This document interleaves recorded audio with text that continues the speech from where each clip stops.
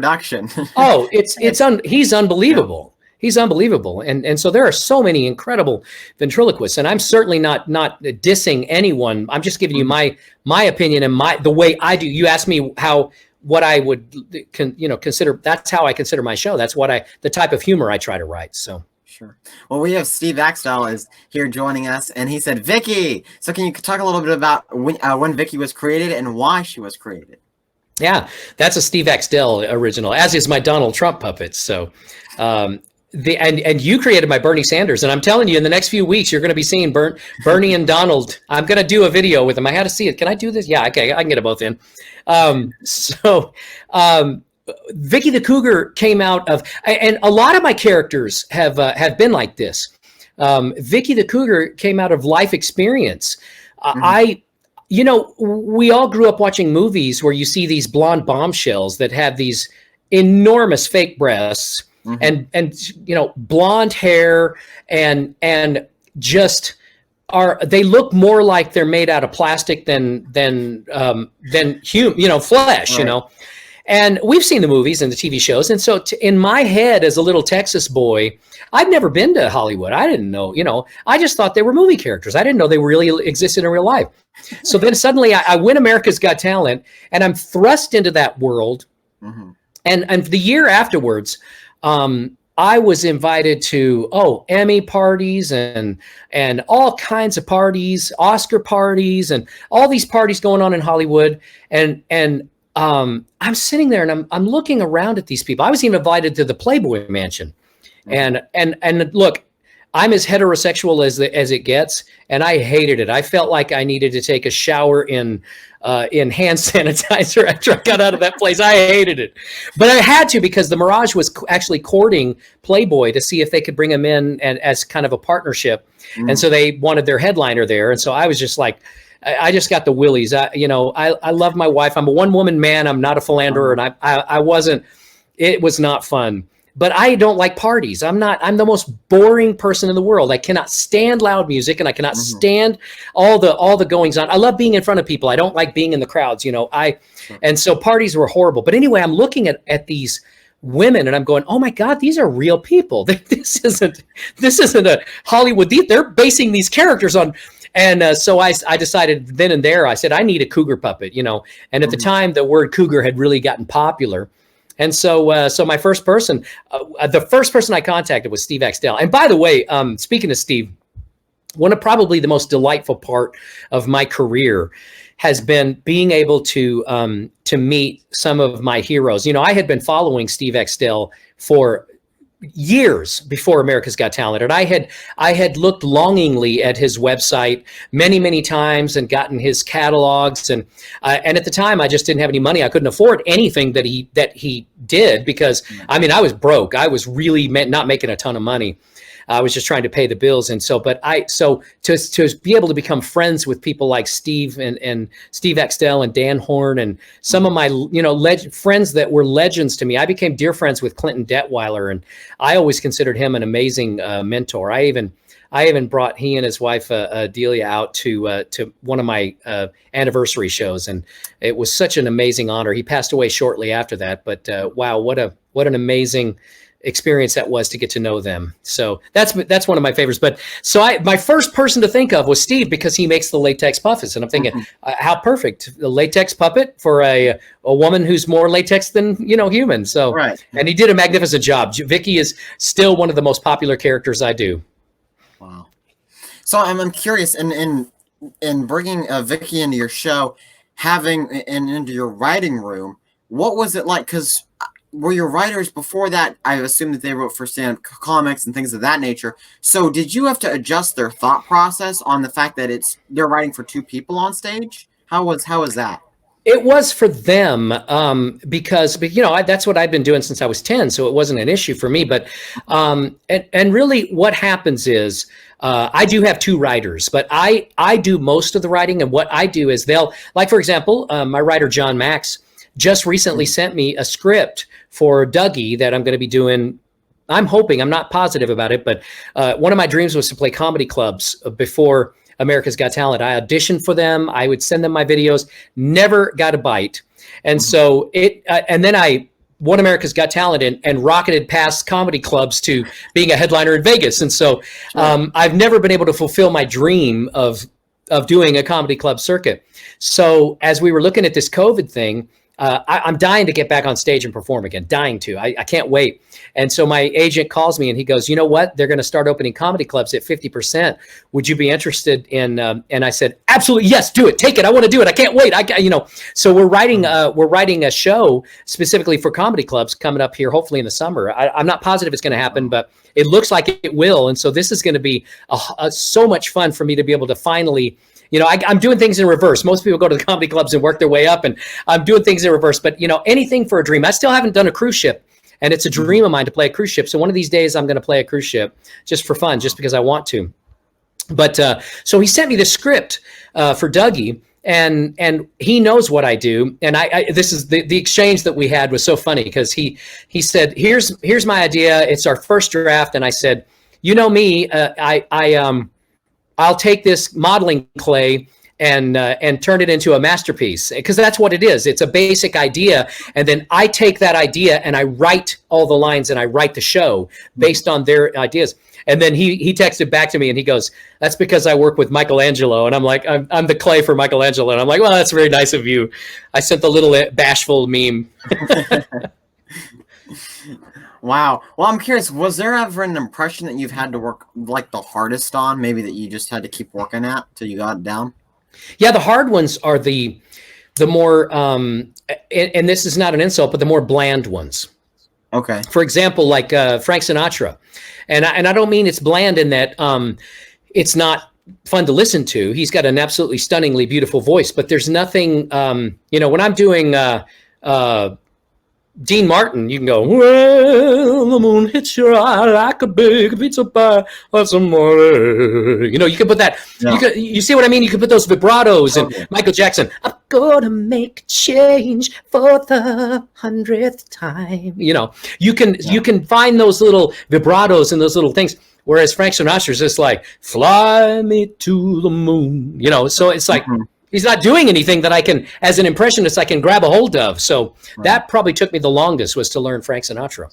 Okay. Yeah, because he's kind of casual in the way he... Yeah, very, very. And there's nothing, it's easy to do an impression of somebody that has something, when you're doing the Bee Gees, I started a joke, or, well, you can tell by the way I use my rock. That's easy, you just grab it, Wow. Well, I'm curious, in your whole career so far, what is... the worst memory, or maybe something that you're like, oh my gosh, I can't believe that happened during a show, that you can recall, and then the best memory? Well, those are really good questions, because I live so in the now. Mm-hmm. I live so in the now. Worst memory, I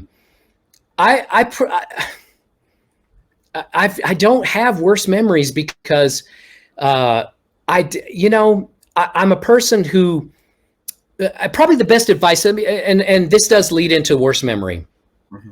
The best advice I can give anybody is to not take your show too seriously, and to understand that the audience is not there to watch you do a perfect show. The audience is there to be entertained. And the reason I say that as a worst memory is because when something really bad happens, if you bring the audience into it and make it a part of the joke and make a joke out of it, whether it's something bad that happens to you or one of your puppets or whatever, if you can learn to do that, then you've kind of gone beyond the nerves of, oh my gosh, what if something goes wrong? Because it doesn't matter. Going wrong is a relative thing. It doesn't mean, your job is to entertain. Your job is not to get in there and not do anything wrong. So my worst memory might be something that was one of the funniest things that ever happened. A good example of that is one time I don't know what was going on, but I was distracted. And, we had this whole, we had this whole orchestrated show where everything was placed. And I went back to get Vicky. And I ended up I went back to get Julius, and I ended up on stage with Vicky, the cougar. So I'm standing there, and the funniest thing was, the lights come up, and I look over, and I didn't even know I had Vicky until I look over and realized it's supposed to be Julius, and I went, oh my gosh, and I ran around, I threw her back, and I got Julius, and then I ripped on myself through the puppet for about 5 minutes. And then I had Oh, Vicky man. yelling from back. So what did I do? And people honestly thought, oh my gosh, that was the funniest thing. And they said, and they would ask me, was that part of the show? And I'm like, no, actually, that was a complete accident. And my writer still says it was the funniest thing he's ever seen was when that happened. So I guess my point is that it's hard to, it's really hard for me to look back on anything. And I also have an interesting, it's my makeup, it's my character. I have a filter that kind of blocks out bad. And I had an incredibly traumatic childhood, and yet I have very good memories of being a child, if that makes sense. Mm-hmm. Yeah. Because I don't dwell on negatives, and I don't dwell on, I'm a person who forgives easily, and I don't hold bitterness. I let it go. I let things go, and I let God take care of it. I feel like, I've had people do horrible, terrible things to me that, steal millions of dollars. And you know what I do? I just go, well, I'll make more. And I turn it over to God, and I move on, and I don't worry. People are like, you should be suing them. I'm like, I don't want to be locked up in court for 10 years thinking about this. I'd rather think about now and think about and how to make my life better now, because I'm just not one of those people. So, not let them rob you of the present. What's that? Oh, just to not let them rob you of the present. No, yeah, I can't. I refuse to do that. But again, that's my character. My character is just to think about the now and not really focus. So, thinking about the worst thing, I can't really, honestly, I can't think of anything. I always try to make everything fun and enjoyable. So, probably this quarantine is the worst thing that's ever happened, and I'm having a ball. Yeah. So I'm enjoying it. I miss being on stage, but and of course, I'm in a very fortunate situation that I don't have near as much money as people think I do, because I donate a lot of money to charity, and I've paid my employees incredibly generously. I just feel like there's only so much one person needs in their life, and I have no desire to accumulate bazillions of dollars. I just don't. Mm-hmm. So, but I have enough to where Angie and I are not struggling, and I know a lot of people out there are struggling, and I certainly empathize with them, because up until America's Got Talent, I was having to go sell my CD collection to try to pay the rent. So it's not like I don't know about this. So about that's part of life. Sure. And so I'm fortunate in that. The best thing, obviously, I think the best thing was when I proposed to my wife Angie on stage. That was that was the best thing that ever happened to me, was meeting her and finding a soulmate, someone who, we were talking before this interview started, and I was telling you the one thing that I love about her is that she doesn't keep score. I've never had anybody in my life, and that includes my own blood relatives, who didn't keep score of what they were doing. And the people that I've been close to have promptly forgotten what I did for them, and feel like they're never paid back for what they do for me. And I've never been that way. I'm the kind of person, I've never loaned anyone anything. If somebody says, I'm desperate, I need some help financially, I give. I don't loan. And then I don't remember that I gave. So it's like, I'm not a person who keeps score. And I married a woman who's exactly the same way. She doesn't keep tabs on all the good things she does. We try to do good things and wonderful things for each other on a daily basis. And neither of us feel like we're getting cheated because the other didn't do as much as we did or whatever. So. Right. Well, I'm curious, does Angie go with you when you tour? Mm-hmm. Oh, I would never want to be on the road without her. We don't have kids, so we have puppets. So, but I couldn't be away from her for very long. I adore her. So we can't go to sleep without each other. She sleeps. We go to sleep with her on my chest right here, and I scratch her head until we both fall asleep. And then we wake up. We wake up turned in different directions, but that's how we fall asleep every single day since the day we got married. So. Wow. Well, I'm curious, of all the locations you've traveled for shows, what was your favorite and why? Wow, there's so many. I probably like Hawaii, but I love doing Florida. It's always fun to go to Florida because when Disneyland's not closed or Disney World's not closed down, we usually stay at one of the resorts at Disney World. And kind of an interesting little side to that. When I was, I think I was 20, and I went to Disney World. I had saved and saved and scraped and saved for years, and I went to Disney, and I got on the monorail, Disney World, and I got on the monorail, and it stopped right there at the Contemporary Hotel, and I I looked down and I went, oh my gosh, there's a hotel right here at Disney World. And I sat there and I said, I vow to myself, one day I'm going to stay in this hotel. One day I'm going to have enough money to where I can stay in this hotel. And so, that's what I do is we go and my wife and I, Angie, we love going. So anytime I get to play Florida, I always stay. If I'm within an hour or two of Disney, the Disney World property, I stay on property at one of the Disney hotels. So I'm curious, do you have or have you ever had a contract with Disney? I have not. I've done some work with Disney. I did a voice. If you want to hear my voices, look up New York Weenie. It's a Mickey Mouse cartoon. I also auditioned to be the new Kermit the Frog. Did very well from what I heard. And I think the only reason I didn't get it was because I had the Mirage gig. I bet that's, that may not be true, but I've heard that. I also did an audition to be the new Mickey Mouse, and I believe I was beat out by only one person, which is quite an honor.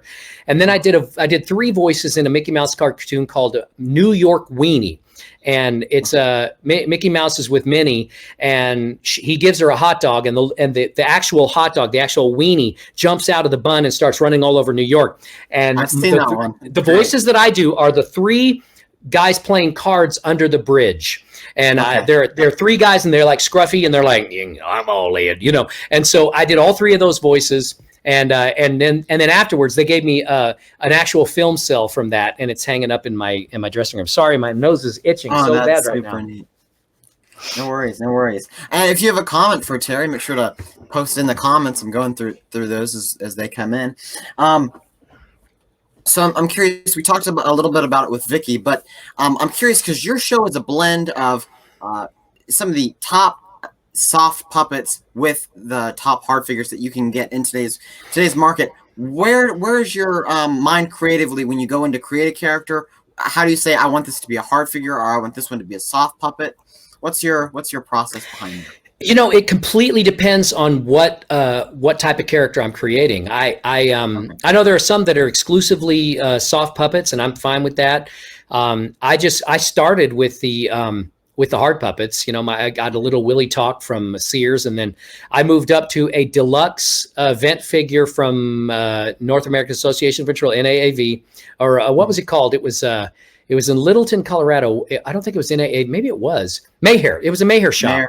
Yeah. And so Clinton, I guess, had taken an old Danny O'Day, I think it was, and he had painted it with freckles and put a hair on it and made it so you can move the eyebrows and eyes and everything. It was beautiful. I think it cost me $99. And I used that. I don't have that one. I lost that along the way. And then I got Walter Teardale as my first real puppet. And that's all I did. But I for a while was the hard puppet. And then some friends gave me the little Emma Taylor puppet that I have that I used on America's Got Talent. And the reason I had to change them, I would probably still be using them, but the guy who actually made those puppets sued me for using them on America's Got Talent without his permission. I was clueless. Really? I didn't know you had to. Yeah, I didn't know you had to. So he actually sued me. And so we had to come to a pretty hefty settlement. And then I actually got the rights to use them, but I'm like, screw you, man. You sued me, so I wouldn't use this puppet. So I went and got me a new Winston and a new Emma. I'm curious how much sales he's made off of you with all those turtle and Emma Taylor puppets. Well, that was so weird because I wanted to actually go into business with him and say, hey, why don't we just sell these at my show? And he wasn't having it. He didn't want any part of it. He was mad. He was angry, and I just didn't know. I thought once you bought a puppet, I had no clue. I mean, I've learned a lot since all the success. Right. Well, one of the coolest characters I think I've seen in your show is the Justin Bieber character, just because it's unlike anything else you've ever seen a ventriloquist use. Can you talk a little bit about that? And of course, I'm sure Chance is here with us. So how you met Chance and how he built a few different things for you. Oh, Chance is, how do you even describe Chance? Just so incredibly talented, as are you, by the way, Landon. I've been following your career for a long time. And as you know, I have several of your puppets and your stuff is you're one talented puppet maker and an amazing ventriloquist as well. But Chance and I met at a ventriloquist convention, which I absolutely adore going to, by the way. I don't avoid it for any other reason other than I'm too busy and I just can't get there. I'm still to the point where if I can get a paying gig, I'm going to take it. Right. I think every ventriloquist would say that, right? Yeah. So if I'm working, I'd rather be working than not. And so, but I met Chance at this, and if I'm not mistaken, I think me and Chance rode in the same car to go over to the ventriloquist museum. And we got to talking, and then I went over to his booth and saw his puppets, and I'm like, oh my God, these are amazing. So I got his number and started working with him. I think, and he might have to correct me, but I think the first one he made for me was Michael Jackson, which is freaking amazing. What a beautiful puppet that is. And it was, and then he made my Sammy Davis Jr. And so the whole Justin Bieber, I would love to take credit for that idea, but Chance actually called me. He texted me and he said, call me, I have an idea. I called him back and he said, Terry, I think I have an amazing idea if you're interested. He goes, how about a puppet that has an angel and a devil that appear on their shoulders? And I'm like, you could do that? And he goes, well, no, but I think I could come up with the technology to do it. And I said, oh my God, Chance, that's great. So then, we went back and forth of who it should be. And we felt it needed to be somebody that had angst, that, was constantly getting into trouble and then trying to reform their image. So we went through Britney Spears, Miley Cyrus, blah, blah, blah. And then we ended up with Justin. And then it was who's going to be the devil and the angel. And there's no better angel than Dolly Parton, Yeah. And no better devil than Ozzy Osbourne, but it's remarkable. The technique is I mean, the actual puppet is phenomenal. And the funny thing about it is that he told us it's very, very, it breaks easily because it's just, there's a lot of stuff going on there. And he said, he goes, you got it. You can't, transport this. This is not something you got to do. And I said, yeah, I got you. And I was doing something for the Golden Knights. And we decided we wanted, Justin and Dolly and Ozzy. And so one time we packed him up and brought him over. And the Dolly head had fallen off. And I'm like, oh. So I called Chance and I'm like, oh my God, we did what you told us not to do. We transported it and we shipped it back to him. And I don't remember if we shipped it back or he came in, but he fixed it. And that thing doesn't go anywhere but the Mirage. And then it'll go straight into a warehouse. And then it'll go right over to wherever the new venue will be after the Mirage. Wow. Well, I'm curious, do you have any characters with you right now? I do. Oh, great. Yeah, here we go. Let's see. What's going on? We're doing... Oh, Landon. Hi, Winston. How are you doing? Where am I supposed to look? Yeah, it's fine. You can just look at him. Okay. You look good. Yeah. Thank you. So do you, Winston. Oh, thank you. Do you like my bow tie? Yeah, your bow tie looks good. Thank you. I do. Can you talk a little bit about how you went through a few different versions of Winston till you got to this one? Can you kind of share that with us? Because I love seeing the creative process. I don't know anything about that. Do you mind if I talk? Yeah, just don't move your lips. So I'm going to move my lips while I'm talking. Okay. So yeah, so as I said, the Winston that I bought, actually the story behind that is, let me try to get him in frame here. So that's much better. Yeah, that's better. Yeah. So the story behind that is that I wanted to use Kermit the Frog, and the Muppets wouldn't allow me to use Kermit the Frog, so I had to have somebody else that could do a Kermit the Frog impression. That was me. Well, not exactly you. It wasn't. No. So I went online and I started searching for lizards and snakes and any kind of amphibian or reptile that could do an impression of Kermit the Frog. Mm-hmm. And I found this little puppet at a toy store, and I contacted them and said, can you, no, actually I found it at a toy store in Austin, and I have some dear friends that live in Austin. And I said, would you go there and buy this thing and overnight it to me at America's Got Talent? And they did. I gave them the address. Mm-hmm. I opened the box, and I don't know what it was. I had just recently earlier that year, met a miniature donkey named Winston. Yeah. Mm-hmm. So I'm named after a donkey. Right. So, yeah, but we all know who the jackass is here. Right. Okay. He wasn't an impersonating donkey, was he? No. No. He was very cute, though, very cute. And so then I don't know why I just thought the name Winston. And so I opened the box and I just said, this is Winston the impersonating turtle. And So I said, can you do hi, hello, Kermit the Frog here? Right. So he does Kermit the Frog. Yeah. So it was a natural. And then I used that up until I got sued, and then I had been contacted by Puppet Heap, who are the same people that work with the Muppets. They work with Miss Piggy, Fozzie Bear, Kermit the Frog, all the Muppets, and they had said if you ever want us to, we'd love to work with you. And so I still had their email. It was right after America's Got Talent. And I called and so I called him up and I said I'd love to for you to make a new turtle puppet for me. And I was born. Right. Wow. That's super neat. I'm sure they did a few different designs for you as well.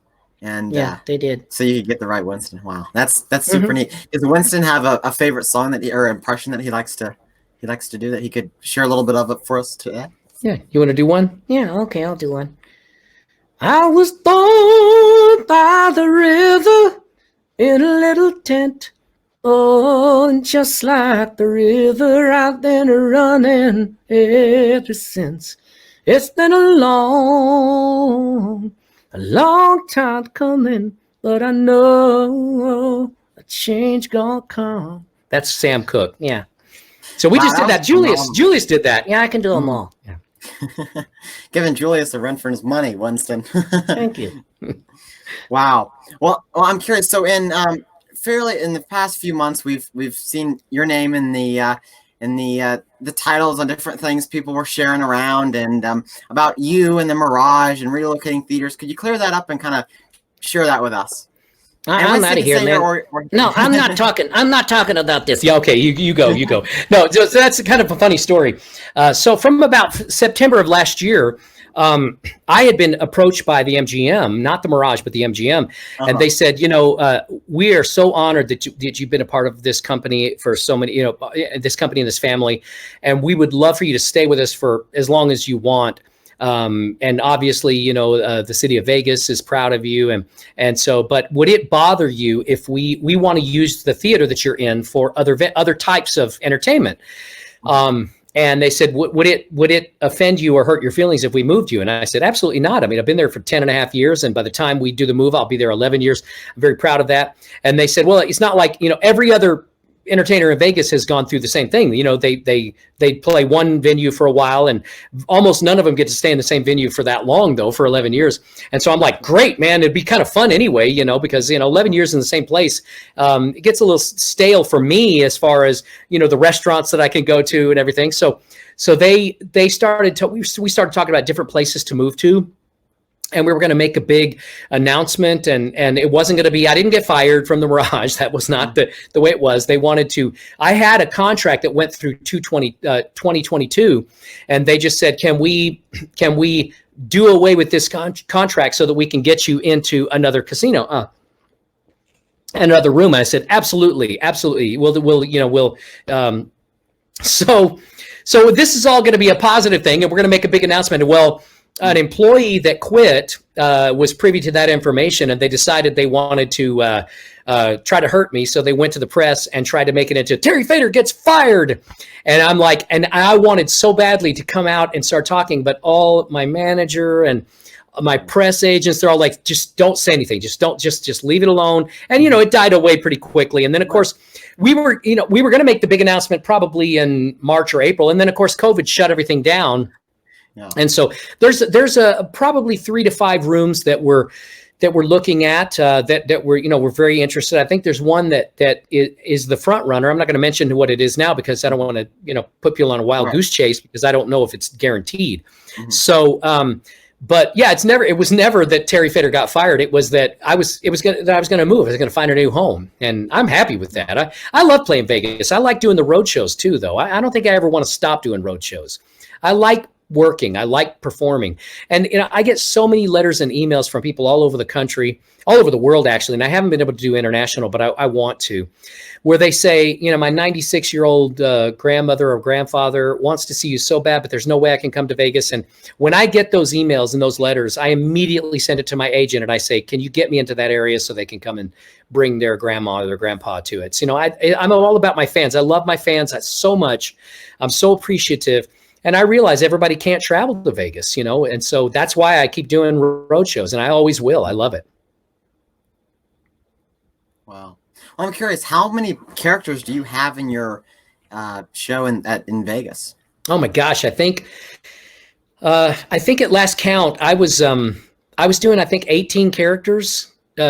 Maybe even more, maybe 21. It was crazy. I was doing double puppets, and the way that happened, double puppets. Yeah. The way that happened about 3 years ago, I had surgery on my right shoulder. I had a calcium deposit in my and it was causing me excruciating pain. And so they did surgery, and I had a week off, and I'm thinking, no problem. I heal fast. I've always been a fast healer. No problem. I'll have the week to recover, and then I'll start my show on Monday. And I get up to do the rehearsal after the week off, and I couldn't even move my arm. And I'm like, oh my God, what am I going to do? I've got a show. And so I said, okay, everybody. I had never done a puppet with my left hand in my life. Never. I didn't even know if I could. I said, all right, everybody, move the stand, move everything over. We're going to do everything on the left hand. And I'm going to keep this hand. I'm going to keep my right hand, because right here on my mic stand, I'm just going to hold onto the mic stand so I can keep it still. And I did the show that night left-handed, and I'm like, wow, I guess I can work left-handed. So after that happened, I started doing. I'd done a little bit of work. I did a Bing Crosby and a David Bowie where I was doing Little Drummer Boy, and I had this David Bowie puppet made with left-handed triggers and left-handed controls. But I never did a very good job at it. I mean, I was like, it was in a few shows at Christmas. It'll be fine. I don't need to perfect this. But then I really started working. I found that I was able to do the double puppets, and so it's a lot of fun. It's great because I can do all these, these wonderful different. I'm able to do like Frank Sinatra and Dean Martin and Dean Martin and Sammy Davis and Willie Nelson and Dougie, and it's great. It's really fun. Well, and what's great about your show too is that you've got so many different characters, but you're not really. It's amazing because from the audience perspective, you don't feel like you're missing anything, but your show is so packed with so much content, so many different impressions and characters and songs, and like what you said, where you've got 2 puppets and you've got the Rat Pack in there, and it's just phenomenal. Can you talk a little bit about how your traveling show differs from your Vegas show? Yeah, it's really different. It's less produced, less production. There's more. It's more of an intimate thing. I don't do a lot of the double puppets. It's more. It's just a really different feel. And the reason I did that on purpose because I told the folks at the Mirage, at first they were like, we don't want you to do road shows. And I said, well, what if I do a completely different show and I kind of make it an hour and a half advertisement for what they might see in Vegas? So I only do about, 6 different characters. In the routines are more drawn out. It's still just as funny and just as fun. And I still do a lot of fun impressions and everything, but it's just a really different feel. And I don't have live musicians on the road, and I do have live musicians in Vegas. And is your road show? I think I heard somewhere that you kind of go through your story into entertainment in your road show. I used to. That was something I did for a couple of years. I did. I was trying to put together, not necessarily go to Broadway. I never had any aspirations to do Broadway. I'd love to. It'd be fun at some point, but that was not my. But I wanted it to have a Broadway feel because Broadway shows they do touring, and so I thought it'd be kind of fun to.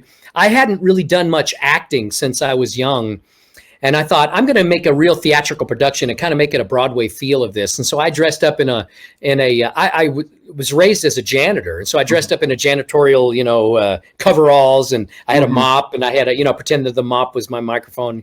Yeah. So I did that for a couple of years, and it was a lot of fun. But I'm antsy. I don't like to keep the same show. I see, I know some people have shows that they've been doing for 30 years, and man, not me. I like new material and new content. And, I've talked to some people, and they're just like, it's some guys, and they're like, I don't understand why I can't get more popular. And I look at their stuff, and they're still doing the exact same thing they were doing in if you're doing Bill Clinton jokes, you need some new material, and right. So it takes a lot of work. Luckily, I tend to be a lazy person. I like being lazy. I say that, but then my brain never stops. So, but I would much rather not work than work. Let's put it that way. And so when I wake up in the morning, the first thing I do, as soon as we get up, is I make the bed. And here's why. I hate making the bed. I really hate making the bed. Angie couldn't care less. She's like, I don't care. We're going to sleep on it again anyway. She's not one of those that needs it.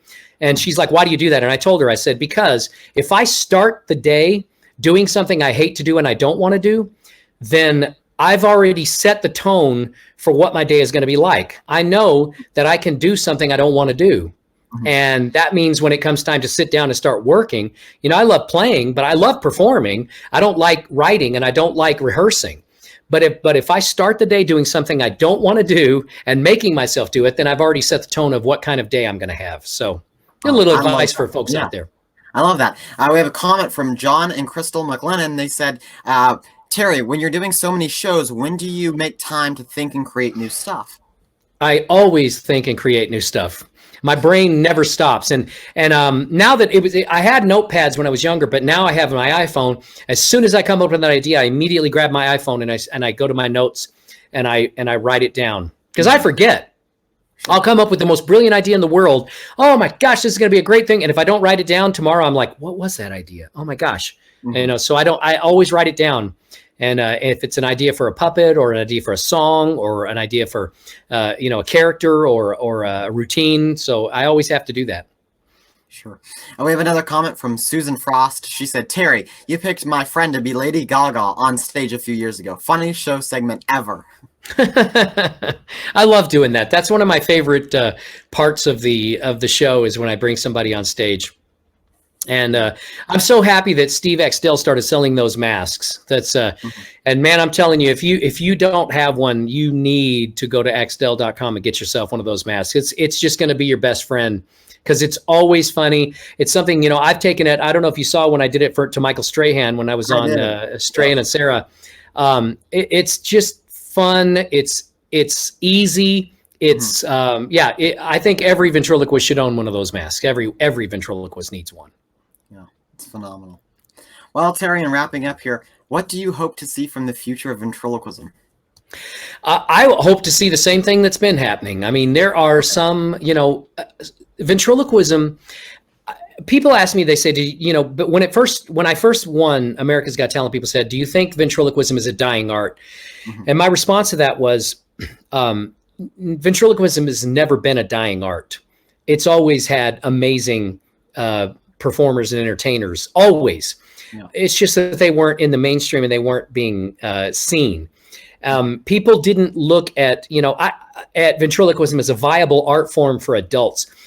And in spite of the fact that there have always been amazing ventriloquists for the adult intellect, and I don't mean dirty, I mean the adult humor intellect. Sure. And I got a lot of criticism back early on. Somebody said, "Why do you think people think ventriloquists are bad?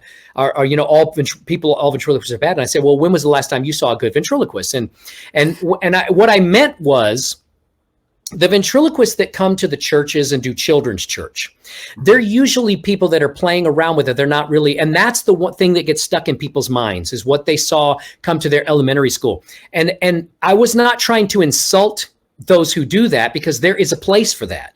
And it's a beautiful thing when they're doing it, especially if they're doing it as a ministry. It's a wonderful, beautiful thing, but it's not going to fly on the Johnny Carson show. And it's not going to fly in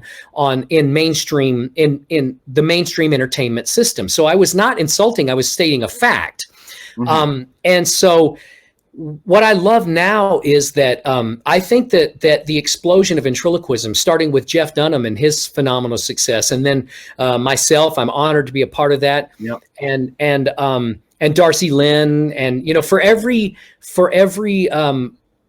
one of those of us who has found amazing success in the mainstream, there are, I believe, 100 Dan Horns who are popular in the vent community, but have never gotten their due. Dan Horn is one of the most phenomenal, amazing, incredible, talented, hilarious, technically perfect ventriloquists. Yeah. And he has never found that mainstream success. And I want him to desperately. I think he deserves to. But the thing is that one of the things that happened to me was that I finally stopped caring about wanting to get rich and famous. That was something I always dreamed of. But once I realized that, you know, and I turned 40, I said, oh, this is never going to happen. Who's ever going to care about a 40-year-old ventriloquist? You know, and I really meant that. Right. And I said, doesn't matter. I want to be the best ventriloquist in the world for me. You know, when those first graders that I'm performing for, because I was doing a lot of elementary schools, when they're 50, I want them to be telling their grandkids, you know, when I was in your age, I saw the best ventriloquist I'd ever seen in my life. And I wonder where he is right now. And so it became less about getting the recognition and more about being the best for me, you know, and being, because I wanted to be the best for my own sake and for the sake of the people that were watching me, whether it was 20 or a 0. Mm-hmm. And so it really changed, because then I was no longer unhappy with where I was. I was happy. And like I said, you asked me what I would be doing if I hadn't found America's Got Talent. I'd be doing the exact same thing I was doing before. I loved it. Wow. Absolutely great. Well, wow. Well, Terry Fator, thank you so much for sharing your story and being a part of Landon Live. It's been a true pleasure. Thank you for having me. This has been fun. And thank you guys for tuning in. And we'll see you real soon. Bye-bye.